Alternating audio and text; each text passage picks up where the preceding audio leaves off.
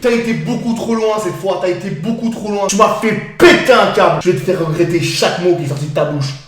Hey le gang, c'est Timon Karim et bienvenue sur ma chaîne pour une toute nouvelle vidéo. Vous êtes tout excités, vous avez vu le titre et je sais que c'est le genre de nouvelle qui vous émoustille parce que vous aimez le sang, la sueur et les larmes, vous kiffez le drama. Et oui, aujourd'hui c'est le retour d'un peu de drama entre guillemets sur ma chaîne, mais c'était pas voulu, c'était pas voulu. Je vous assure que c'est pas moi qui ai été chercher le drama, c'est le drama qui est venu à moi. Donc en gros j'étais tranquille à ma salle, il était 2h du matin pour vous dire, j'étais en train de pousser de la fonte, moitié réveillé, moitié endormi, moitié super saiyan, moitié ronflex, pousser de la fonte tranquille, et là je sais pas pourquoi je suis allé sur Instagram. Et j'ai vu que mon poteau Guys et Geek and Fit, il avait mis une story et là j'ai fait la grande erreur de regarder cette story. Et 2 minutes plus tard, j'avais le poing serré comme ça. Parce que je l'aime bien le petit Gaïcito là. Lui c'est 1m47 de pur kiff. Mais quand même, il y a des limites. Et là, j'ai pas kiffé cette story du tout. Donc, premier truc que j'ai fait, je lui ai envoyé un message et je lui ai littéralement dit: sauvegarde ta story, envoie-la moi s'il te plaît, que je te démonte sur YouTube.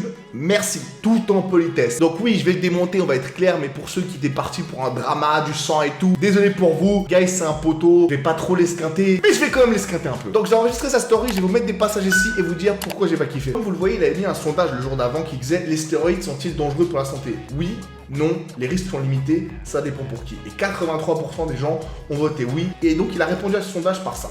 Je suis content de voir que ça a fait beaucoup de oui. Parce que les stéroïdes, en fait, il y a beaucoup de gens qui ont tendance à penser que oui, c'est pas dangereux pour tout le monde, donc c'est pas grave, etc. Enfin voilà, c'est... Non, en fait, les stéroïdes, c'est dangereux pour tout le monde. Ça ne veut pas dire pour autant que les effets seront très importants chez tout le monde.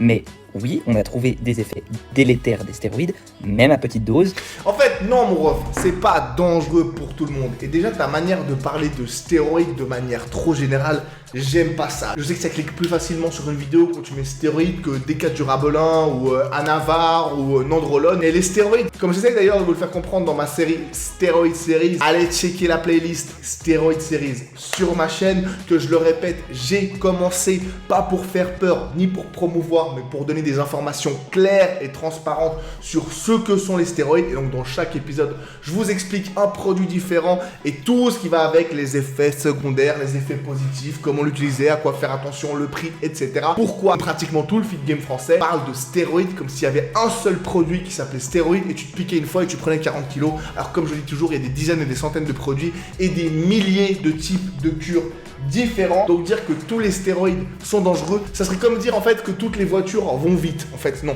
il y a des centaines de types de voitures différents avec des dizaines et des centaines de moteurs différents. Donc pour moi, on peut pas prendre ce raccourci.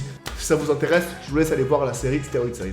Prendre 0 de stéroïdes, c'est mieux que prendre même un peu de stéroïdes. Même quand par exemple, tu as des gens qui font des TRT, des choses comme ça, on dit oui, mais en fait pour leur santé, comme ils perdent leur testostérone avec l'âge, etc., bah c'est meilleur. Bah pas nécessairement en fait. Bah en fait si, nécessairement. Du moment où tu perds ta testostérone, tu vas arriver à un niveau qui est suboptimal. Si tu vieillis, tu perds ta testo. Testo qui baisse, il y a beaucoup de choses négatives qui vont arriver avec. Et garder un niveau de testostérone plus élevé peut permettre, peut-être pas d'empêcher complètement certaines choses, mais de ralentir le processus de vieillissement, du moins sur certains aspects. Donc oui, c'est intéressant d'avoir une TRT quand tu vieillis. Pour ceux qui ne savent pas ce que c'est une TRT, je vous laisse aller voir mon épisode de la Steroid Series sur la TRT. Mais en très gros, c'est en gros s'injecter des petites doses de testostérone tout le reste de sa vie pour garder un niveau de testostérone dans la norme et pas qu'il crache trop en vieillissant. Il n'y a que chez les gens qui sont déficients en testostérone que là, ça peut être intéressant. Bah en fait, comme je viens de le dire, non. Il y a des gens qui sont déficients en testostérone dès leur plus jeune âge, si je peux dire.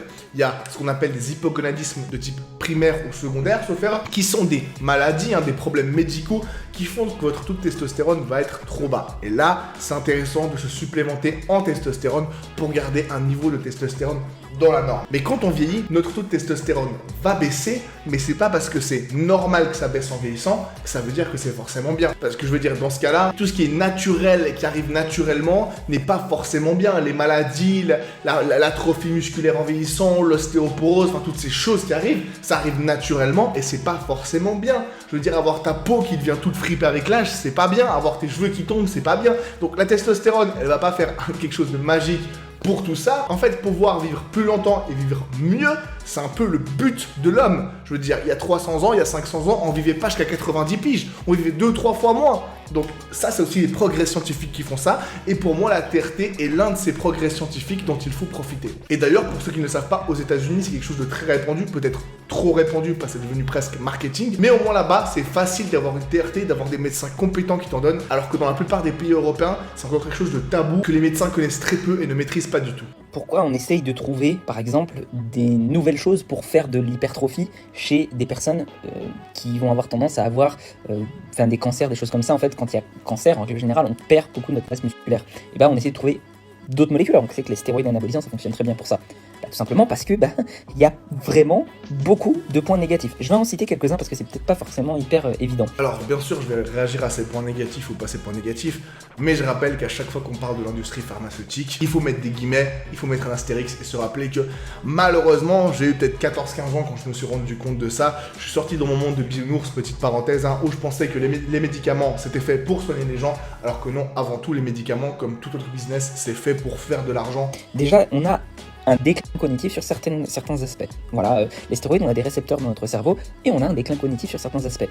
Ensuite, on devient dépendant aux stéroïdes dans le sens où, peu importe qui le fait, voilà, si tu prends des doses de stéroïdes, eh bien ton corps va arrêter d'en produire lui-même naturellement. Et comme on devient dépendant aux stéroïdes, alors nécessairement tu vas devoir, derrière, si tu arrêtes les stéroïdes, faire un protocole de relance qui peut-être n'aura pas de...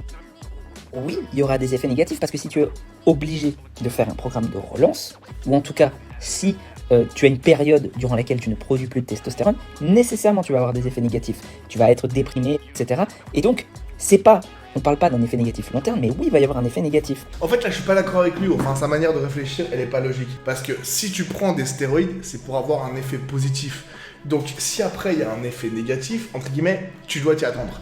Et comme en fait je le dis directement, on en a parlé, dans la vie, absolument tout ce qu'on fait, c'est une balance bénéfice-risque. Absolument tout. Quand tu sors dans la rue, tu as une chance de te faire shooter par une voiture. Sauf que cette chance est minime par rapport à la chance d'arriver là où tu veux. Donc tu prends le risque. Quand tu couches avec une fille, tu as un risque de choper une MST. Du coup, tu essaies de réduire ce risque le plus petit possible. Quand tu prends du paracétamol parce que tu as mal à la tête, ouvre ton paquet de paracétamol et lis tous les effets secondaires possibles d'un médicament si simple. Il y en a des dizaines. Il y en a même des super grave. Mais le fait qu'un super grave arrive est de 1 sur 10 000, voire 1 sur 100 000. Donc, tu as mal à la tête, tu prends ce risque pour ne plus avoir mal à la tête. Donc, tout est une question de balance bénéfice-risque. Et les gens qui prennent des stéroïdes, encore une fois, pas tout le monde, parce qu'il y en a qui font ça n'importe comment, mais ceux qui, comme j'encourage à le faire, pour ceux qui veulent le faire, le font bien, en minimisant les risques, en faisant des prises de sang, en étant suivis par les spécialistes, etc., minimisent les risques pour chercher un bénéfice qui pour eux est plus important que ces risques-là. Donc au final, ils y gagnent. Ensuite, sur la relance en elle-même, vu qu'il parlait de TRT, c'est un peu faux. Du moment où tu commences une TRT, tu vas la continuer jusqu'à, entre guillemets, la fin de ta vie, ou en tout cas, très très tard, tu ne t'arrêteras plus en fait. Je pense qu'il y a beaucoup de facilitation qui est fait autour des stéroïdes dans le milieu du bodybuilding, notamment avec des chaînes qui laissent s'exprimer des dopés qui disent qu'ils l'ont bien vécu. Ça, perso, je trouve que c'est un vrai problème. Je ne suis pas du tout d'accord avec lui et je le répète dans toutes mes vidéos sur les stéroïdes. C'est tout le contraire dans le monde du fitness francophone. Les stéroïdes sont associés aux démons et si on en parle, c'est forcément négatif. Et si on en parle de manière même pas positive, mais non négative comme je le fais moi, on se fait critiquer parce qu'on dit qu'on promeut l'usage de stéroïdes. Alors que moi, je suis juste transparent et je suis pour la transparence. On parle de cannabis tous les jours, de cocaïne tous les jours. Tu peux trouver des chaînes YouTube qui te parlent de méthamphétamine, de crack, de LSD, de MD, de tout ce que tu veux. Mais les stéroïdes, on n'a pas le droit d'en parler, c'est tabou. Alors que franchement, c'est la seule drogue où entre guillemets, il y a justement des usages qui sont positifs. Tout le reste, ce sont des drogues récréatives pour s'amuser. Ça n'a aucun but de t'aider dans la vie. Bon, ok, il y a quelques financiers qui prennent un peu de... pour avoir plus d'énergie au boulot et avoir de meilleures performances. Mais à part ça, c'est pour faire la fête. Et en fait, pourquoi il n'y aurait pas des chaînes qui te parlent de stéroïdes, du bien, du mal, qui te font attention au risque, qui t'expliquent ce que c'est, juste en étant honnête? Parce que je ne juge pas les gens qui prennent des stéroïdes. Ils font ce qu'ils veulent, finalement. Non. Ce qui est un peu plus problématique, c'est les gens qui sélectionnent ces personnes-là, volontairement ou involontairement. Si tu sélectionnes la vie de certaines personnes, si ces personnes veulent se mettre en avant, c'est qu'il y a un biais du survivant. Là, il te parle de chaînes. Bon, je sais à quelle chaîne il fait référence en particulier, et c'est vrai que c'est une chaîne très très hypocrite. Mais déjà, la plupart du temps, elle montre des effets négatifs des stéroïdes. Et même pour les gens qui ont réussi avec les stéroïdes, Pourquoi on devrait les cacher? Pourquoi on devrait les cacher? Pourquoi on pourrait pas juste être honnête et laisser les gens décider? Tu veux laisser un mec qui veut devenir bodybuilder pro en disant qu'il faut pas prendre des stéroïdes, il va travailler toute sa vie sans arriver à son objectif et il va être dépressif. Je dis pas de dire aux gens dès qu'ils franchissent la salle le premier jour, tiens, c'est ça des stéroïdes. Mais le fait d'ouvrir le débat, de rendre le débat public et plus accessible à tous, pour moi, c'est une bonne chose et ça minimisera les risques. Dans ce cas, si t'es vraiment contre les stéroïdes à ce point-là, quand tu vas voir Avengers au cinéma, tu sais très bien que la moitié des acteurs sont dopés et pourtant tu vas quand même voir le film. Quand tu vois que The Rock, c'est l'acteur le plus suivi au monde sur Instagram, un des mieux payés au monde. The Rock, à la base, il s'était pas pris de stéroïdes, il aurait jamais eu la carrière qu'il avait, il aurait pas été catcheur, il aurait pas été acteur, il aurait jamais été connu. Quand tu regardes du football américain, tu te dis ah c'est marrant, je mate juste la finale du Super Bowl pour déconner avec des potes. Dans ce cas, tu donnes de l'argent, entre guillemets, à ce business-là qui favorise et même oblige les athlètes à prendre des stéroïdes s'ils veulent performer. Donc en fait, si vraiment tu es à ce point-là contre les stéroïdes, tu vas plus donner un centime ou une seconde de ton temps à quelque chose où les stéroïdes sont mis en avant, où toute drogue est mise en avant. Donc en fait, je trouve ce genre de raisonnement très hypocrite et même démago. Et peut-être surtout le plus important, ces personnes-là, si elles se sentent bien, ça ne veut pas dire nécessairement qu'elles vont bien. Il n'y a pas eu de groupe contrôle à côté. On peut être persuadé d'aller très très bien avec une cure détox, référence à ma dernière vidéo, sans pour autant, en fait, avoir aucun effet du détox. Donc, faut bien y faire attention. Les stéroïdes, oui, c'est un effet délétère chez tout le monde.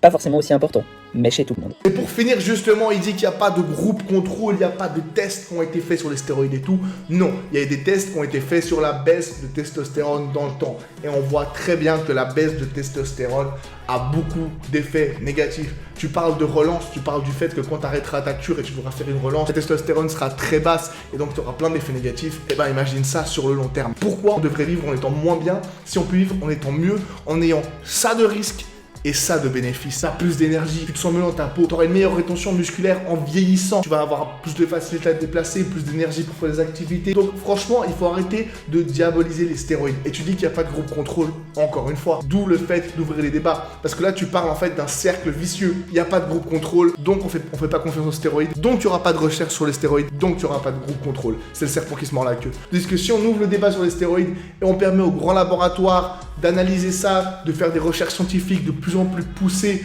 publiques et honnêtes et transparentes, on verra vraiment à quoi ça sert les stéroïdes et on pourra prendre une décision. Mais en fait, le fait de les diaboliser, ça va pas faire avancer le débat. Voilà la mif, j'espère que vous aurez kiffé cette petite réponse. Juste une petite parenthèse, j'ai regardé les chiffres l'autre jour et il y a 70% des gens qui regardent mes vidéos qui ne sont pas abonnés à ma chaîne. Alors qu'est-ce que vous attendez? Vous voyez que c'est du travail de qualité. Regardez, j'ai plus de voix à force de crier dans le micro là. Donc abonnez-vous s'il vous plaît pour donner de la force, que je puisse m'acheter des pastilles à la menthe. Mettez la cloche de notification, le commentaire pour me dire ce que vous en avez pensé, quel est votre avis sur la question et bien sûr pour le petit référencement, on peut aussi me trouver sur Instagram. En tout cas, merci de m'avoir regardé cette vidéo jusqu'au bout. J'espère que ça vous aura plu et je vous dis à tout bientôt pour une nouvelle vidéo sur ma chaîne. C'était Timon Karim. Ciao.